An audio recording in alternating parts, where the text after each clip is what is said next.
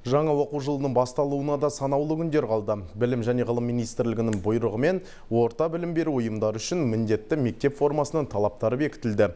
Осы талаптар негізінде барлық орта білім беру ұйымдарындағы мектеп формасы оқытудың зайырлық сипатына сәйкес келуі тиіс. Мектеп формасының үлгісі мен түсі классикалық үлгіні ұстанып, бірыңғай түстерден тұруы қажет. Сонымен қатар форма оқушылардың жас ерекшеліктерін ескеріп, күнделікті мерекелік және спорттық іс-шараларға лайықтылығын қамтамасыз етуі қажет.